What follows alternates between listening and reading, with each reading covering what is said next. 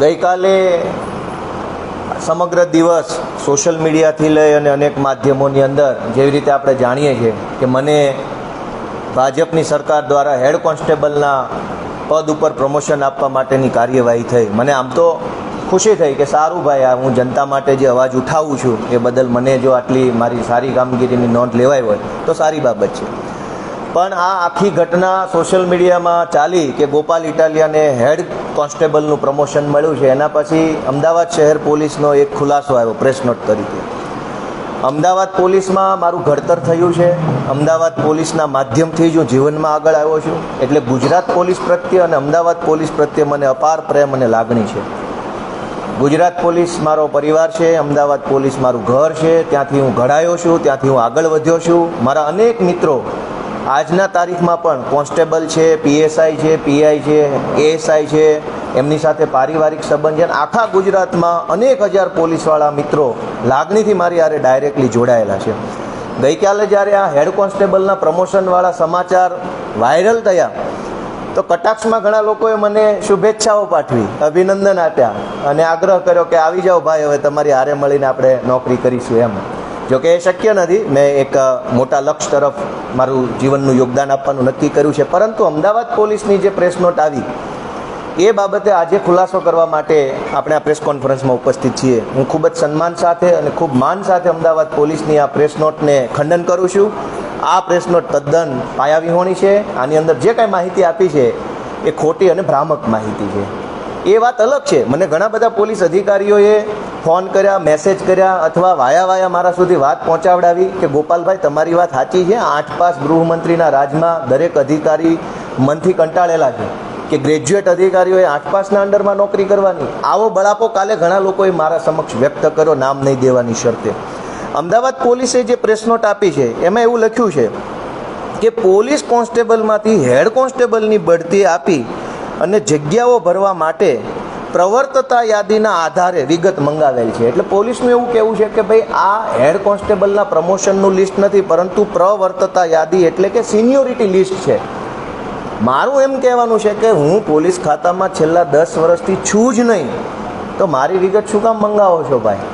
જે છે એની મંગાવો ને. પ્રવર્તતા યાદી હોય તો પણ મારું નામ એમાં ન હોવું જોઈએ. પ્રમોશનનું લિસ્ટ હોય તો પણ મારું નામ એમાં, ટૂંકમાં મારું નામ હોવું જ ન જોઈએ પહેલાં પ્રથમ. પરંતુ આગળ વાંચીએ પોલીસની પ્રેસ નોટ કે આ 887 કર્મચારી વિરુદ્ધમાં કોઈ ખાતાકીય તપાસ, ફોજદારી કે એસીબી ચાલુ છે કે કેમ એની માહિતી મંગાવેલ છે. હવે હું જ્યારે નોકરીમાં જ નથી તો મારા વિરુદ્ધ શું ખાતાકીય તપાસ હોય અને શું ફોજદારી, શું એસીબી? મારા વિરુદ્ધ 25 FIR છે. લો મંગાવો માહિતી. એસીબી તો છે નહીં.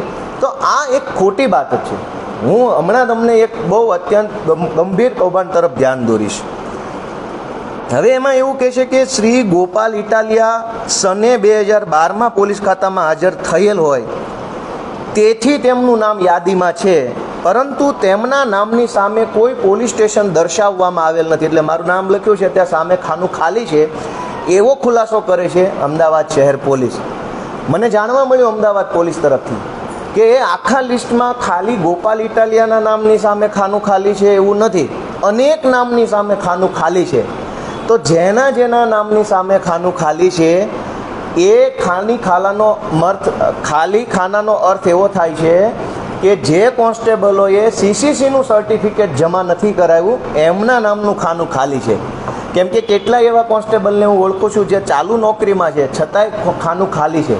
તો એ ખાના ખાલીનો અર્થ એ નથી કે હું 12માં હાજર થયો છું પરંતુ મને પ્રમોશન નથી આપવાનું એટલે મારું નામની સામે ખાના ખાલીનો અર્થ એ છે કે જે કોન્સ્ટેબલોએ સીસીસીનું સર્ટિફિકેટ જમા નથી કરાવ્યું એ કોન્સ્ટેબલોનું ખાનું ખાલી રાખેલ છે, જેથી કરીને એને બઢતી આપતા પહેલાં સીસીસી જમા કરાવી દેવામાં આવે. ત્યાર પછી બહુ મહત્ત્વની વાત છે. છેલ્લા ફકરામાં માનની પોલીસ અધિકારીશ્રીએ લખ્યું છે કે સ્પષ્ટ રીતે જણાવવાનું કે ગોપાલ ઇટાલિયાને હેડ કોન્સ્ટેબલ તરીકે બઢતી આપવામાં આવેલ નથી. સોશિયલ મીડિયામાં ચાલતા આ મેસેજ ખોટા અને તથ્યવિહીન છે. આ ગોપાલ ઇટાલિયાએ પોસ્ટમાં જે પત્ર મૂકેલ છે તે વ્યવસ્થિત વાંચેલ નથી. મારું એવું જ માનવું છે કે અમદાવાદ શહેર પોલીસના અધિકારીએ પત્ર વ્યવસ્થિત વાંચેલ નથી. હું એ જ કહું છું જે એ કહે છે. અમારા બંનેનું કહેવાનું એક જ છે કે એણે પત્ર વ્યવસ્થિત વાંચેલ નથી. મને ગોપાલ ઇટાલિયાને હેડ કોન્સ્ટેબલ તરીકે બઢતી આપવામાં આવેલ નથી. એના કરતાં પણ ગંભીર સવાલ એ છે કે ગોપાલ ઇટાલિયા રાજીનામું જ્યારે આપ્યું ત્યારે પોલીસ કોન્સ્ટેબલ એટલે કે પોલીસ લોકરક્ષક તરીકે ફરજ બજાવતા હતા. એટલે કે 5 વર્ષના ફિક્સ પગારના પ્રોબેશનમાં હું નોકરી કરતો હતો. જો હું 5 વર્ષની નોકરી પૂરી કરું તો 5 વર્ષના અંતે મને રેગ્યુલર પે સ્કેલ એટલે કે કાયમી નોકરી એટલે કે કોન્સ્ટેબલ તરીકેની મને ડ્યુટી સોંપવામાં આવે. હું જ્યારે રિટાયર્ડ થયો મેં રાજીનામું આપ્યું ત્યારે હું કાયમી નોકરીના કોન્સ્ટેબલ તરીકે ફરજ નહોતો બજાવતો, પરંતુ 5 વર્ષના ફિક્સ પગારના કર્મચારી તરીકે નોકરી કરતો હતો. મેં 5 વર્ષ પૂરા કર્યા જ નથી પોલીસ ખાતામાં, એટલે મને કાયમી કર્મચારી તરીકે કોન્સ્ટેબલનું ક્યારેય પણ ડ્યુટી મળી જ નથી. જો હું કોન્સ્ટેબલ જ જીવનમાં કાયમી નથી બન્યો તો પછી કોન્સ્ટેબલમાંથી હેડ કોન્સ્ટેબલ શું કામ બનાવે છે?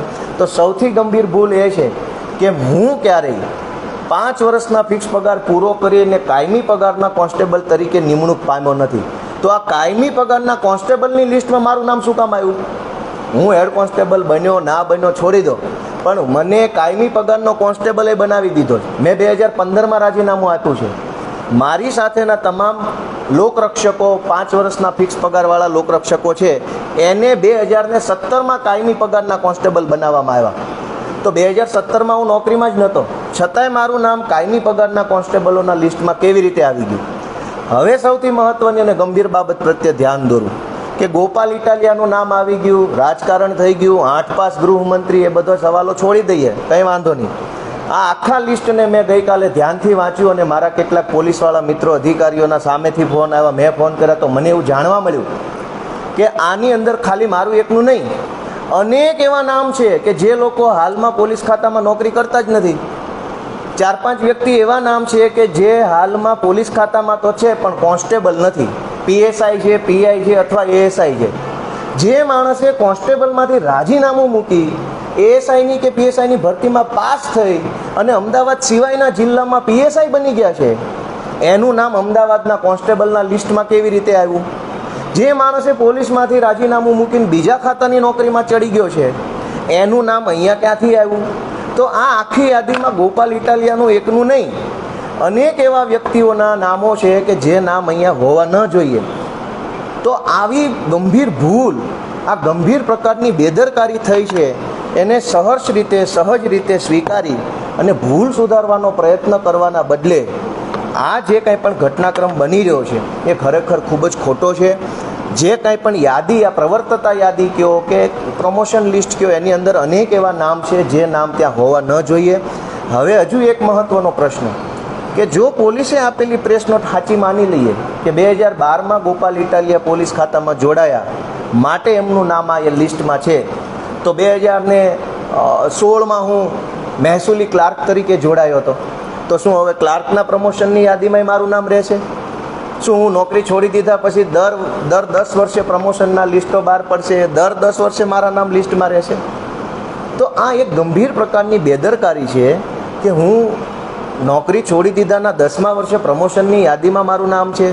હું ફૂલ પગારનો કાયમી નોકરીનો કોન્સ્ટેબલ નહોતો બન્યો, ફિક્સ પગારનો કોન્સ્ટેબલ હતો, છતાંય મારું નામ ફૂલ પગારના કોન્સ્ટેબલમાં છે. જે લોકો હાલમાં પીએસઆઈ બની ગયા છે એના નામે કોન્સ્ટેબલ તરીકે ચાલુ છે, જે લોકો એએસઆઈ બની ગયા છે એના નામે કોન્સ્ટેબલ તરીકે ચાલુ છે. તો આ એટલી ગંભીર બેદરકારી હોવા છતાંય માનનીય નાયબ પોલીસ કમિશનર કંટ્રોલ રૂમ અમદાવાદે જે ખુલાસો આપ્યો છે, સ્વાભાવિક છે કે રાજકીય દબાણ કર્યું હશે, કોઈએ એને 8 પાસની ઓફિસમાંથી ફોન કર્યા હશે કે ખુલાસો કરી દો એટલે કર્યો હશે. પણ હું અમદાવાદ પોલીસનો આદર કરું છું, હું આભાર પણ માનું છું કે અમદાવાદ પોલીસે મારું ઘડતર કર્યું છે, પરંતુ આ જે બેદરકારી છે એ ખૂબ જ અયોગ્ય છે. આવી રીતે જો ખોટા નામો પોલીસના લિસ્ટમાં હશે તો ગોપાલ ઇટાલિયા તો જાણીતો ચહેરો છે એટલે ઠીક છે, કશો વાંધો નહીં આવે, પણ કોઈ રમેશ કે છગનનું મગનનું નામ આમાં આવી જાય પ્રમોશનમાં અને મળતા ભળતા નામવાળો છગન પોલીસ સ્ટેશને જઈને હાજર થઈ જાય કે લો સાહેબ હું આવી ગયો, મારું નામ લિસ્ટમાં છે, તો કેટલી મોટી બેદરકારી અને કાયદો વ્યવસ્થાની કેવી મોટી સમસ્યા ઊભી થાય. તો આ બાબત પ્રત્યે ગુજરાતની જનતાનું, ગુજરાતની સરકારનું, મારા સન્માનની પોલીસ વિભાગનું ધ્યાન દોરવા માગું છું કે આની અંદર કંઈક સુધારો થાય, ડિજિટાઇઝેશન થાય અને રેકર્ડને ટાઈમ ટુ ટાઈમ અપગ્રેડ કરવામાં આવે, ટાઈમ ટુ ટાઈમ એને આધુનિક રીતે સાચવવામાં આવે. Thank you. ગોપાલભાઈ, તમને એવું નથી લાગતું કે આ લિસ્ટમાં જે નામ છે કદાચ એ લોકો સરકારમાં દરેક હક અને પગાર ને બધું પણ આટલા વર્ષોથી લેતા હોય એવું બની શકે? એ તો બહુ ગંભીર સવાલ છે. હવે એના ઉપર તો હું કંઈ કહી શકું નહીં.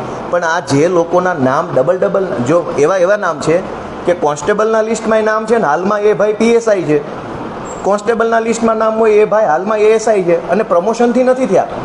એ તો નવી પરીક્ષા આપી, નવી પરીક્ષા પાસ થઈને નિમણૂક મળી છે, એટલે જૂની જગ્યાએ રાજીનામું જ આપવું પડે એને. કોન્સ્ટેબલમાંથી પીએસઆઈ બનો તો કોન્સ્ટેબલમાં રાજીનામું આપવું પડે ને પછી પીએસઆઈમાં જોઈન કરવું પડે. તો આ બે નામો ચાલે છે. તો એ મોટો પ્રશ્ન છે કે આ લોકોનો પગાર ઉધાર્યો હશે, કોઈએ લીધો હશે, નહીં લીધો હોય, એ તો મોટી તપાસનો વિષય છે. ગોપાલ ઇટાલિયા નહીં, કેટલાય નામો એવા છે. તો આ બધાનો પગાર કોઈ ખાઈ તો નથી ગયું ને? ના થયું હોય તો સારું, પણ થયું હોય તો એની તપાસ કોણ કરશે એ પણ મોટો પ્રશ્ન છે. Okay, thank you.